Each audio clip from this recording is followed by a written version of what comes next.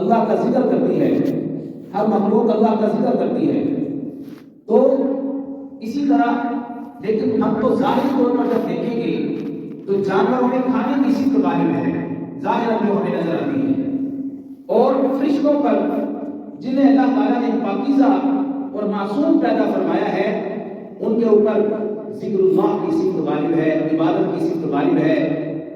لیکن اللہ رب العزت نے اس دنیا میں ایک اور مخلوق پیدا فرمائی جسے انسان کہا جاتا ہے۔ یہ انسان ایسی بیج کی مخلوق ہے کہ جس کے اندر کھانے پینے کی بھی صلاحیت ہے، کھاتا پیتا ہے، اس کی مجبوری ہے، لیکن اس کے ساتھ ساتھ اللہ رب العزت نے اس کو دنیا میں بھیجنے کا ایک مقصد دیا ہے کہ تو نے اللہ کی عبادت کرنی ہے۔ کھانا پینا تیری ضرورت، تیری مجبوری، کھانے پینے کے بغیر تو زندہ نہیں رہ سکتا، جیسے فرشتے تو کھائے کے بغیر زندہ رہ سکتے ہیں لیکن انسان زندہ نہیں رہ سکتا۔ لیکن انسان کے ذمہ اللہ رب العزت نے ایک کام لگایا کہ تو نے اللہ کی عبادت کرنی ہے۔ اللہ تعالیٰ نے سارے انسانوں کو مخاطب کیا اور فرمایا یا ایھا الناس اعبدوا ربکم الذی خلقکم، اے ساری دنیا کے انسانوں اس رب کی عبادت کرو جس نے تمہیں پیدا کیا ہے۔ یعنی اس لفظ ناس میں اللہ نے ساری کائنات کے 7 ارب سے زیادہ انسان، چاہے وہ کافر ہیں، وہ ہندو ہیں، وہ سکھ ہیں، سب کو مخاطب کیا کہ اللہ کی عبادت کرو، اور بتایا کہ وہ رب کون ہے؟ خلقکم، جس نے تمہیں پیدا کیا۔ یہ وہ رب ہے جو تمہارا خالق ہے، تمہارا مالک ہے، جب چاہے تمہیں موت دے دے، جب چاہے تمہاری یہ آتی جاتی سانس چھین لے، یہ زندگی کے چراغ کو بند کر دے، اس سے کوئی پوچھنے والا نہیں، وہ مالک ہے، دو جہاں ہے، دونوں جہانوں کا مالک ہے۔ تو میرے عزیزوں، میرے بھائیوں، میرے دوستوں، اللہ رب العزت نے انسان کو پیدا فرمایا، یہ کوئی عام مخلوق نہیں ہے۔ اسے اللہ رب العزت نے بتایا کہ کھانا پینا بھی تیری ضرورت ہے، لیکن کھانے پینے کو عبادت پر غالب نہیں آنے دینا، کھانے پینے کو عبادت پر غالب نہیں آنے دینا۔ کھانا پینا تو ضرورت ہے، عبادت مقصد ہے، تو ضرورت سے زیادہ مقصد ضروری ہوتا ہے۔ جب ضرورت کی اور مقصد کی بات آ جائے گی تو ہم کہیں گے کہ جس مقصد کے لیے میں گھر سے نکلا ہوں پہلے وہ مقصد کو پورا کر لوں، ضرورتیں تو پوری ہوتی رہیں گی۔ اسی طرح ہم دنیا میں اللہ کی عبادت والا مقصد لے کر آئے ہیں، جب ہم مقصد کو پورا کریں گے تو ضرورتیں تو چلتی رہیں گی۔ تو اللہ رب العزت اس انسان کو مقصد کے پورا کرنے کی وجہ سے، عبادت کرنے کی وجہ سے، ذکر اللہ کے اندر مصروف ہونے کی وجہ سے، یاد الہی میں اپنے شب و روز گزارنے کی وجہ سے اللہ اس کو فرشتوں سے بھی اعلیٰ مقام عطا فرماتے ہیں۔ کب؟ جب یہ مقصد کو پورا کرے گا، اور جب یہ لگا رہے گا ضرورتوں میں، اسے مقصد کا معلوم ہی نہ ہو، اسے یہ پتہ ہی نہ ہو کہ اللہ نے مجھے کس لیے بھیجا ہے۔ اذانیں ہو رہی ہیں، نمازیں لوگ پڑھ رہے ہیں، لوگ صدقہ و خیرات کر رہے ہیں، حسن سلوک کر رہے ہیں، قرآن مجید پڑھا جا رہا ہے، حسن اخلاق کا مظاہرہ ہو رہا ہے، نیکیوں میں لوگ بڑھ چڑھ کر حصہ لے رہے ہیں، اسے معلوم ہی نہیں ہے یہ اپنی زندگی کے شب و روز صرف کھانے پینے کی ضرورتوں میں خرچ کرتا ہے، صرف کرتا ہے، اور یوں اس کی صبح شام ہو جاتی ہے۔ تو میرے بھائیوں، ایسے انسان کو اللہ نے فرمایا اولئک کالانعام بل ہم اضل، یہ تو جانور کھاتے پیتے ہیں، اگر اس نے بھی یہ کھانا پینا مقصد بنا لیا تو یہ تو پھر جانوروں کی طرح ہے۔ اللہ کا قرآن کہتا ہے اولئک کالانعام بل ہم اضل، کہ یہ تو جانوروں کی طرح ہے۔ پھر اللہ نے ایک لمحہ کے بعد اگلی آیت کا اگلا لفظ بتا دیا بل ہم اضل، یہ تو جانوروں سے کیا گزرا ہے۔ جانوروں کے پاس اتنا شعور کہاں ہے جتنا انسان کے پاس شعور ہے، اتنی عقل کہاں ہے جتنی انسان کے پاس عقل ہے۔ یہ سمجھنے کی، دیکھنے کی، سوچنے کی، کام کرنے کی صلاحیت رکھتا تھا، اس کے اندر میں نے ساری صلاحیتیں رکھی۔ اب یہ جانوروں جیسے کام کرے، اب یہ کھانے پینے کو اپنا مقصد بنائے، اللہ فرماتے ہیں یہ انسان نہیں ہے، اولئک کالانعام، یہ تو انسانوں، یہ تو جانوروں سے بھی بدتر ہے۔ تو میرے بھائیوں، میرے دوستوں، ہم اللہ رب العزت کے احکام کی پابندی کریں۔ اللہ رب العزت نے ہمیں انسان بنایا ہے اور مقصد کیا ہے کہ اللہ کی عبادت کریں۔ میرے محترم بھائیوں، دوستوں، بزرگوں، اللہ رب العزت نے اپنے قرآن مجید میں ایک اعلان فرمایا کہ یا ایھا الذین آمنوا، اے ایمان والو، مجھے آپ کو اللہ نے ایمان والا کہا ہے۔ آؤ نا ہم ذرا دیکھیں نا، میرا آپ کا نام، میرے آپ کے والدین نے کیا رکھا؟ کسی کا کوئی نام رکھ دیا، کسی کا کچھ نام رکھ دیا۔ اللہ اکبر! جب رب کی بارگاہ میں یہ بات پیش کی گئی، اے اللہ فلاں کا نام تو فلاں ہے، فلاں کا نام تو فلاں ہے، اے اللہ یہ آپ نے تو ایک ہی نام سب کو دے دیا، ایمان والا۔ اللہ فرماتے ہیں یہ تو دنیا والوں نے پہچان کے لیے نام رکھے ہیں کہ فلانے کا فلاں نام، فلانے کا فلاں نام، یہ تو پہچان کے لیے رکھے ہیں، میرے نزدیک یہ ایمان والے ہیں۔ اللہ اکبر! کیسی مٹھاس ہے، کیسی چاشنی ہے اس لفظ کے اندر۔ اللہ مجھے آپ کو ایمان والا کہتا ہے۔ اللہ اکبر! جب باری آتی ہے عبادت کی، اللہ نے ساری دنیا کے انسانوں کو مخاطب کیا، یا ایھا الناس اعبدوا ربکم الذی خلقکم، اے ساری دنیا کے انسانوں اللہ کی عبادت کرو جس نے تمہیں پیدا کیا ہے۔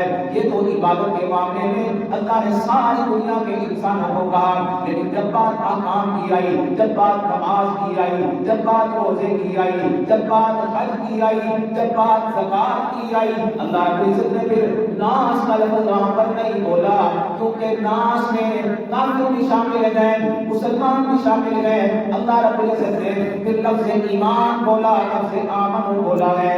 اے ایمان والو نماز ادا کرو، اے ایمان والو زکات ادا کرو، اے ایمان والو حج ادا کرو، اے ایمان والو فلاں کام کرو، کیونکہ اللہ کو معلوم ہے احکام کو پورا کرنے کے لائق صرف ایمان والا ہوا کرتا ہے۔ جس کے دل میں دولت ایمان موجود ہے وہ اللہ کے حکموں کو پورا کرے گا۔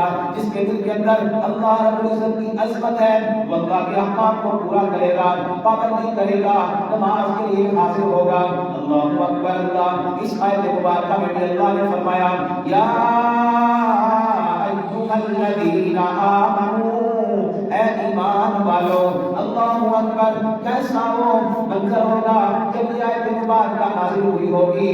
اللہ رب العزت نے ساری کائنات کے مسلمانوں کو، قیامت تک آنے والے مسلمانوں کو ایمان والا کہہ کر مخاطب کر دیا، اور یہ بات آگے حکم ایک نازل فرما دیا، ایک حکم ذکر فرما دیا، کتب علیکم الصیام، اے ایمان والو تم پر اس ذات نے جو تمہارا خالق ہے، جو تمہارا مالک ہے، جو تمہاری ضرورتیں پوری کیا کرتا ہے، اس نے تم پر روزے فرض کر دیے ہیں۔ میرے محترم بھائیوں، دوستوں، بزرگوں، روزے اللہ نے فرض کیے ہیں، یہ کسی انسان کے فرض کردہ نہیں ہے، یہ کسی انسان کی طرف سے بنائے گئے نہیں ہیں، براہ راست اللہ نے حکم دیا ہے۔ اور میرے عزیزوں، جب اللہ کے حکموں کو پورا کریں گے نقصان ہرگز نہیں ہوگا، بلکہ اللہ کی طرف سے فائدے ہی فائدے حاصل ہوں گے۔ وہ فائدے جسمانی اعتبار سے ہوں، وہ فائدے روحانی اعتبار سے ہوں۔ آج جو کنسپٹ بن گیا، آج جو ذہن بن گیا کہ میں اگر روزے رکھوں گا، میں اگر روزے رکھوں گا تو کمزوری ہو جائے گی۔ اللہ اکبر! تو نے اپنے جسم کا تو خیال کیا، تو نے اپنے بدن کا تو خیال کیا، تو نے اپنی صحت کا تو خیال کیا، لیکن حکم دینے والے اللہ کا خیال نہ کیا، جس نے تجھے کہا کہ روزے رکھ، جس نے تجھے بنایا، جس نے تجھے سنوارا۔ الذی خلقک فسواک فعدلک فی ای صورت ما شاء رکبک، وہ ذات جس نے تجھے پیدا کیا، فسواک فعدلک، تجھے برابر کیا، اعتدال میں رکھا، فسواک فعدلک فی ای صورت ما شاء رکبک، پھر تجھے بہترین سونی صورت عطا فرمائی، خوبصورت شکل عطا فرمائی۔ دیکھو نا کتنے انسان دنیا کے اندر موجود ہیں، آواز بھی مختلف ہے، چہرہ بھی مختلف ہے، انداز بھی مختلف ہے، طبیعت بھی مختلف ہے، ذہن بھی مختلف ہے، انگوٹھے کے نشان بھی مختلف ہیں، یہ پورے بھی میرے دوستوں مختلف ہے۔ یہ اللہ کی قدرت ہے۔ میرے عزیزوں، میرے بھائیوں، اللہ رب العزت نے فرمایا کہ اے ایمان والو میں نے تم پر روزے فرض کر دیے ہیں۔ اللہ اکبر۔ اب جس کا ذہن یہ ہوگا، جس کا یقین یہ ہوگا اللہ کے حکم کو پورا کرنے میں اللہ کی رضا موجود ہے، اللہ کے حکم کو پورا کرنے میں اللہ کی طرف سے انعامات انتظار کر رہے ہیں، اللہ کے حکم کو پورا کرنے میں اللہ کی طرف سے نعمتیں انتظار کر رہی ہیں، اللہ کے حکم کو پورا کرنے میں اللہ کی جنت انتظار کر رہی ہے، اللہ کے حکم کو پورا کرنے میں میرے عزیزوں میرے بھائیوں دوستوں اللہ کی رضا انتظار کر رہی ہے۔ وہ تو کبھی بھی روزے نہیں چھوڑے گا، وہ تو سعادت سمجھے گا، وہ تو اپنے لیے اس کو خوش نصیبی سمجھے گا کہ اللہ کی ذات نے مجھے ایک مرتبہ پھر رمضان کے روزے عطا فرما دیے، ایک مرتبہ پھر یہ سعادت مجھے نصیب ہو گئی۔ اور عزیزوں بھائیوں دوستوں جب ایک انسان ہو جس کا کامل یقین اللہ کی ذات پر نہیں ہوگا، جو اللہ کی ذات پر کامل ایمان نہیں رکھتا ہوگا، تھوڑی سی گرمی محسوس ہوئی، تھوڑی سی پیاس محسوس ہوگی، تھوڑی سی بھوک محسوس ہوگی، فوراً اللہ کی ذات پر اعتراضات، فوراً شکایت کرنا شروع کر دے گا، روزہ بڑا لگ گیا، میرے تو بس کی بات نہیں ہے، یہ روزے کیوں نہ اس میں فرض کر دیے گئے۔ اس طرح کے جملے، اس طرح کے الفاظ ہمارے معاشرے کے اندر پھیلے ہوئے ہیں۔ میرے بھائیوں میرے دوستوں میرے بزرگوں، ہم اپنے کاموں کی وجہ سے اللہ کے حکم کو کیوں چھوڑ دیتے ہیں، اپنے کاموں کی وجہ سے اللہ کے حکم کو کیوں توڑ دیتے ہیں۔ اللہ اکبر۔ ہم جب خالق اور مالک کو راضی کریں گے اللہ ہمیں صحت بھی عطا کر دیں گے، برکت بھی عطا کر دیں گے، ہمارے لیے نعمتوں کی فراوانی بھی کر دیں گے۔ اللہ اکبر۔ اور جب ہم اللہ کو ناراض کر دیں گے ہم دنیا کے کاموں میں ذلت اٹھا سکتے ہیں، دنیا کے کاموں میں کھپ کھپ کر میرے دوستوں ذلیل ہو کر رسوا ہو کر اپنی زندگیاں کھپا دیں گے، لیکن میرے دوستوں دل کا سکون نہیں ملے گا، یہ برکتیں نصیب نہیں ہوگی، اللہ کی رحمتوں کا حقدار نہیں بن سکے گا۔ آج رمضان آ رہا ہے، اب قریب رمضان کے لمحات ہیں، یہ آخری ایام شعبان کے چل رہے ہیں، یہ آخری عشرہ شعبان کا چل رہا ہے، یہ شعبان کا آخری جمعہ ہے، آئندہ جمعہ رمضان کا پڑھیں گے۔ میرے عزیزوں میرے بھائیوں یہ تو وہ عظیم مہینہ ہے، اللہ کے نبی 2 مہینے پہلے ہی رجب کے مہینے میں رمضان کی آمد کے لیے دعا کیا کرتے تھے، اللہم بارک لنا فی رجب و شعبان وبلغنا رمضان۔ اے اللہ رجب میں بھی برکت عطا فرما، شعبان میں بھی برکت عطا فرما، ہمیں رمضان کا مہینہ نصیب فرما۔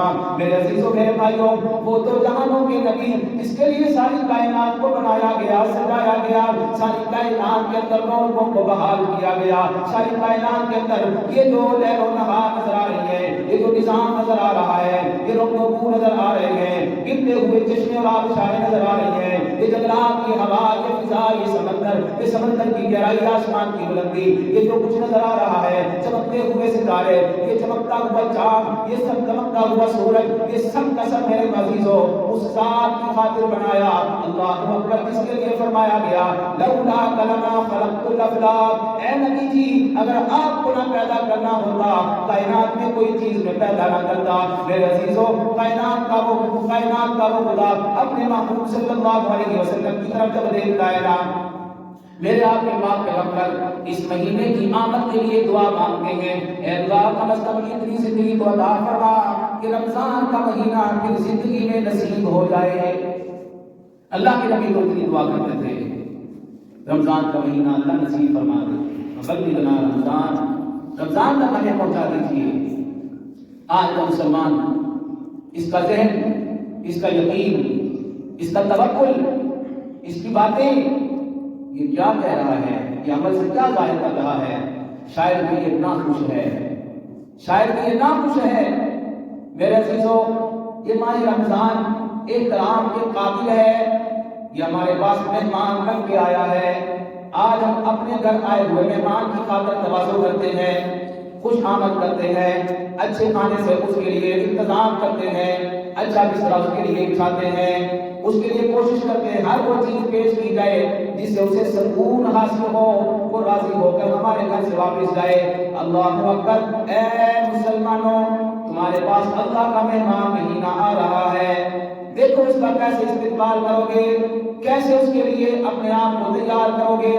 یہ مہینہ تو وہ مہینہ ہے، حضرت عمر فاروق رضی اللہ تعالیٰ عنہ فرماتے ہیں، اللہ کے نبی صلی اللہ علیہ وسلم کا فرمان سناتے ہیں، اے لوگو اللہ رب العزت نے یہ مہینہ اس امت کو عطا ہی اس لیے کیا گیا ہے کہ اللہ نے اس امت کی بخشش کے وعدے فرما دیے ہیں۔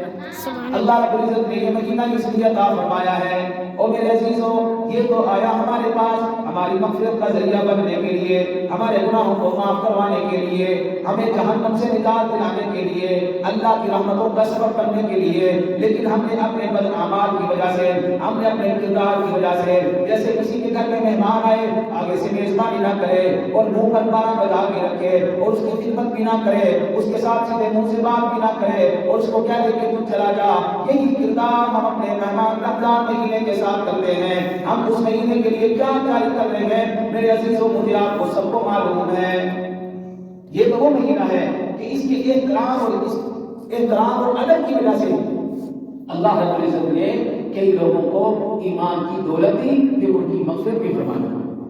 ایک دور ایسا آیا، ایک مجوسی مسلمانوں کے معاشرے میں رہا کرتا تھا، محلہ مسلمانوں کا ہے، بیچ میں ایک مجوسی آگ کا پجاری رہتا تھا، لیکن ان کے ذہنوں میں بھی رمضان کا احترام ہوتا تھا۔ جب رمضان کا مہینہ قریب آیا، اس نے اپنے بچوں کو اکٹھا کیا، مجوسی نے مسلمان نہیں ہے، مجوسی نے اپنے بچوں کو، گھر والوں کو اپنے پاس اکٹھا کر لیا گھر میں، اور اکٹھا کر کے کہنے لگا میری بات سن لو، اب مسلمانوں کا مقدس مہینہ رمضان آ رہا ہے۔ یہ کون ہے؟ مجوسی، اور اپنے بچوں کو، اپنے گھر والوں کو مخاطب کر کے انہیں تنبیہ کر رہا ہے کہ مسلمانوں کا مہینہ، مقدس مہینہ رمضان آ رہا ہے، خبردار باہر کوئی چیز نہ کھانا، باہر کوئی چیز نہ کھانا، باہر جا کر کسی کے سامنے ایسا کام نہ کرنا جس سے اس مہینے کی بے اکرامی ہوتی ہو، اس مہینے کی تذلیل ہوتی ہو۔ اللہ اکبر، اس نے اپنے بچوں کو نصیحت وصیت کر دی ہے۔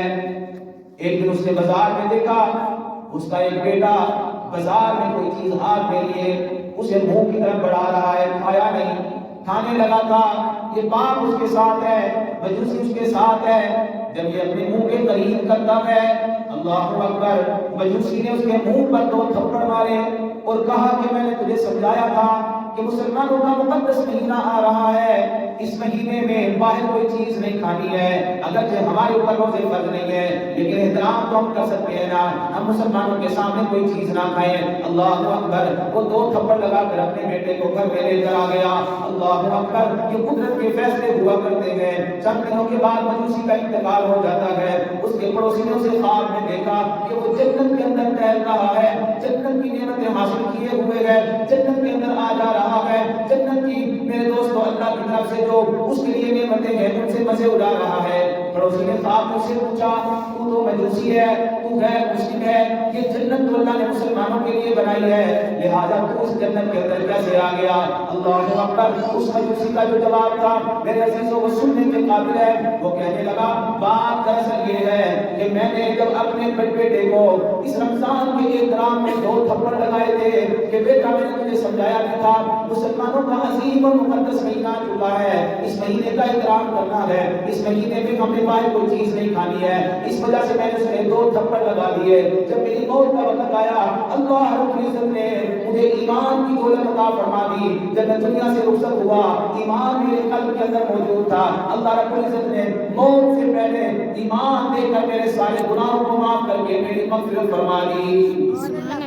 احترام کی بنیاد پر اللہ فیصلے کر رہے مغفرت کے، اللہ اعلان کر رہے اے لوگوں بڑا عظیم مہینہ تمہارے اوپر آ رہا ہے، شہر العظیم ان کے لفظ آئے ہیں حدیث پاک میں، یہ بڑا عظیم مہینہ تمہارے اوپر آ رہا ہے۔ میرے عزیزوں اس مہینے کے لیے ہم نے پہلے سے تیاری کرنی ہے۔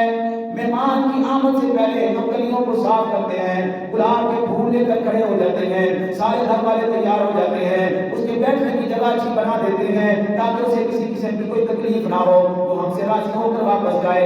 آج اللہ کا بھیجا ہوا مہمان ہمارے پاس آنے والا ہے، اللہ اکبر، کیسی تیاری ہم کرنے کے لیے تیار ہیں۔ حضرت عائشہ صدیقہ رضی اللہ تعالیٰ عنہ فرماتی ہیں جب رمضان کا مہینہ آتا نبی کو جمع صلی اللہ علیہ وسلم اپنے آپ کو اس قدر مضبوط کر لیتے تھے کہ وہ سارا رمضان بستر پر تشریف نہ لاتے تھے، اللہ کی عبادت میں اس قدر مصروف ہو جایا کرتے تھے۔ اللہ اکبر، میرے عزیزوں میرے بھائیوں، پہلا کام ہم نے کرنا ہے اس ماہ مقدس کا ہم نے احترام کرنا ہے۔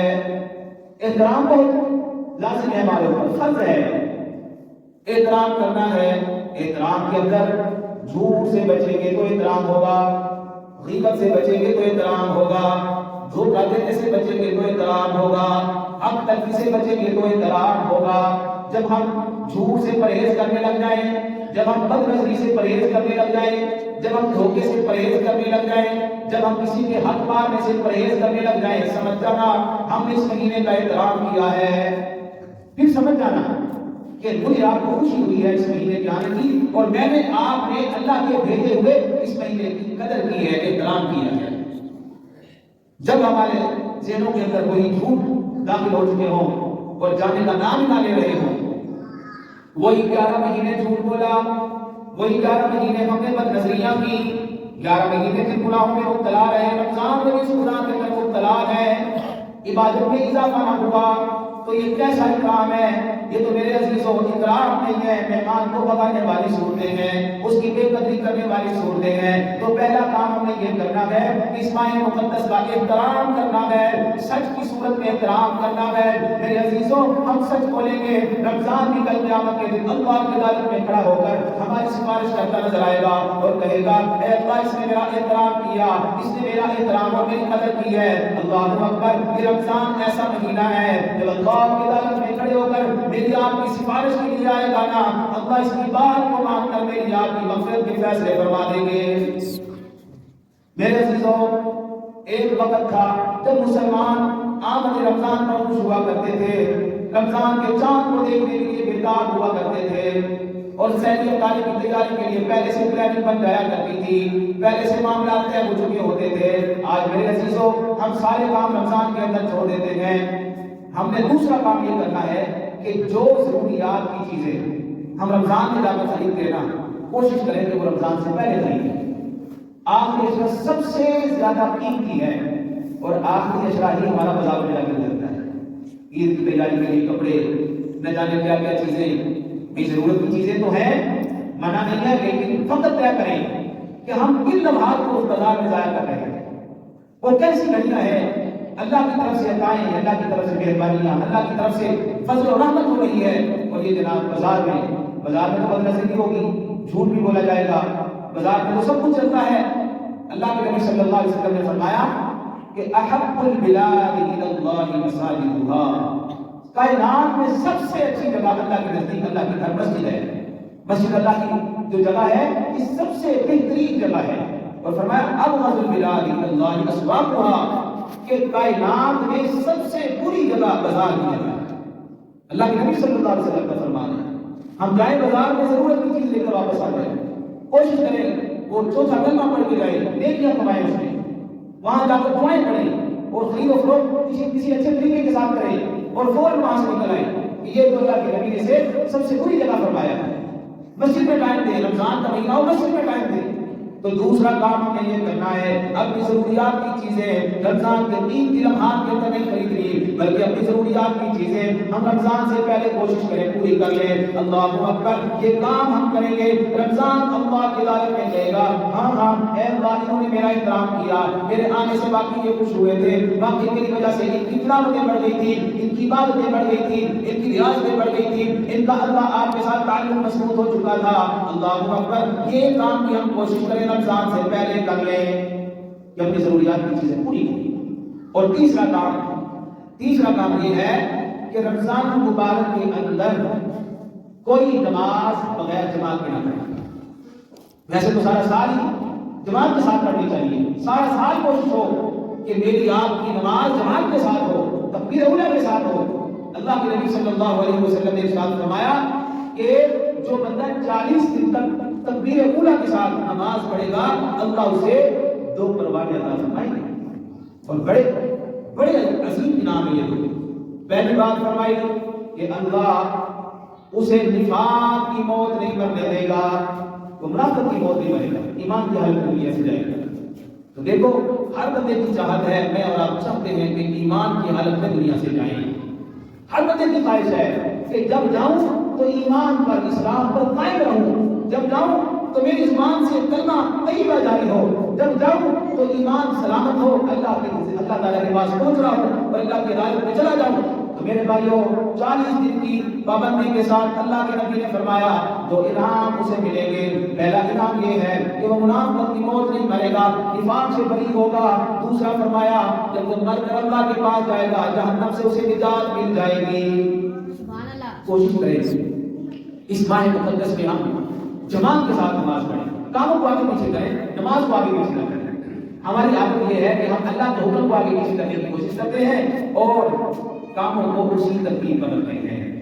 جب ہم اللہ کی بنائی ہوئی ترتیب پر آ جائیں گے اللہ ہماری ترتیب کو خود سیدھا فرما دیں گے.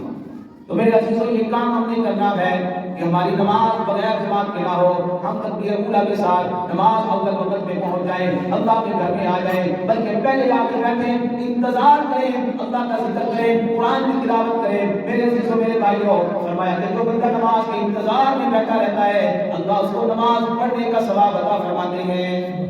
وہ نماز کا انتظار کر رہا ہے, 5 منٹ رہ گئے, 10 منٹ رہ گئے, تو یہ جو انتظار اس نے کیا ہے نا اللہ اسے نماز پڑھنے کا اس کو ثواب عطا فرمائے.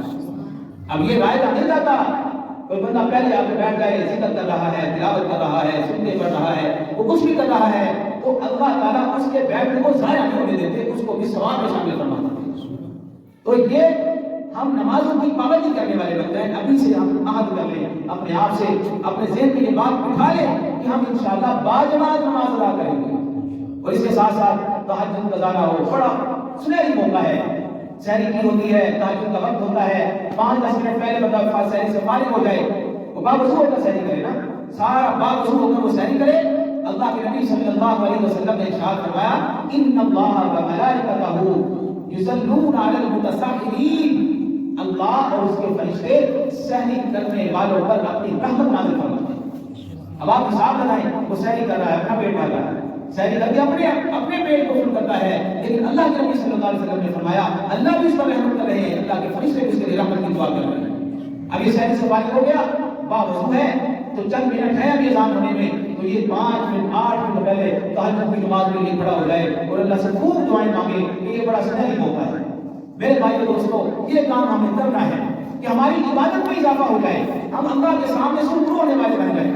اور ایک کام اور یہ کرنا ہے کہ جن حضرات کو قرآن پڑھنا آتا ہے, جن حضرات کو قرآن پڑھنا آتا ہے وہ روزانہ کی ترتیب باندھیں. میں نے 1 صفحہ پڑھنا ہے, میں نے 1 پاؤ پڑھنا ہے, میں نے آدھا سپارہ روز پڑھنا ہے, یا اس کے اور آسانی ہو 1 سپارہ روز پڑھنا ہے.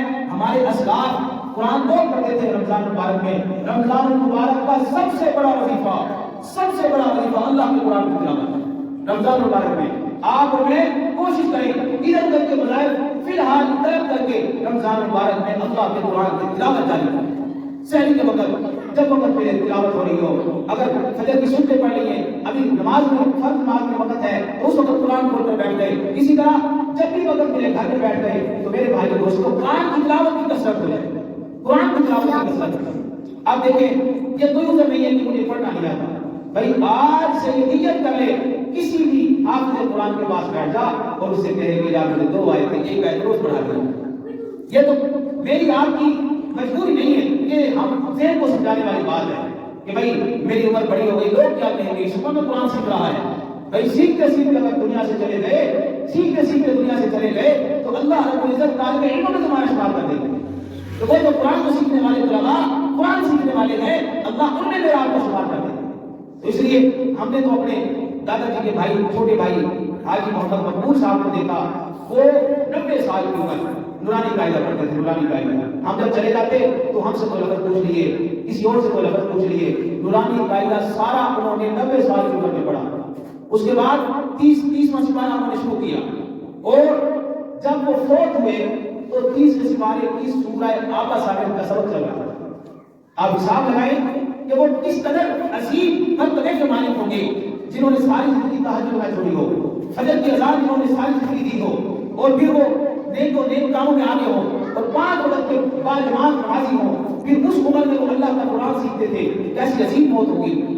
تو میرے بھائیوں میرے دوستوں جس دن ان کی موت آ رہی تھی اس دن بھی چند لمحے پہلے اپنے پودے سے فرماتے ہیں مجھے مسجد میں لے چلو, عشاء کا وقت تھا, مسجد میں لے چلو, عشاء کی نماز مسجد میں جا کر پڑھوں گا. وہاں جا کر جیسے تیسے بیچارے نے نماز پڑھی, نماز پڑھ کے فارغ ہوئے, اللہ کو پیارے. تو میرے بھائی دوستوں یہ کوئی عذر نہیں ہے مجھے قرآن نہیں آتا, میں نہیں پڑھ سکتا, میرے پاس ٹائم نہیں ہے. اللہ کو کیا جواب دیں, تو یہ کام ہمیں کرنا ہے رمضان میں کہ کوشش کریں جن کو قرآن پڑھنا آتا ہے الحمدللہ الحمدللہ وہ اپنی ترتیب بنائے، آج اس پارے کی، پونے اس پارے کی، پورے اس پارے کی، اور اگر جس کو قرآن نہیں پڑھنا آتا وہ اپنی ترتیب بنائے، سیکھ لے۔ میرے بھائی دوستو یہ کام ہم نے ضرور کرنا ہے۔ تو اسی طرح اور بھی کام ہے، ان میں سے آخری کام ہے، بس بتاتا ہوں وقت کی قلت کی وجہ سے، ایک کام یہ ہے کہ رمضان المبارک میں سخاوت اور صدقات کو بڑھا دے، سخاوت زیادہ کر دے، اللہ دے گا، اللہ نے ہی پہلے دیا ہے، انشاءاللہ العزیز اللہ بڑا بڑا کر عطا فرمائیں گے۔ یہ نہ سوچنا کہ بھائی میری سخاوت کرنے کی وجہ سے مال کم ہو جائے گا، میں غریب ہو جاؤں گا۔ آج تک جس نے اللہ کے راستے میں خرچ کیا ہے وہ کبھی غریب نہ ہوا، وہ بھوکا نہ مرا، اس کے گھر میں برکتیں تو آئی ہیں، مال میں برکتیں تو ضرور نصیب ہوئی ہیں، لیکن وہ کبھی غربت کی حالت میں نہیں ہے۔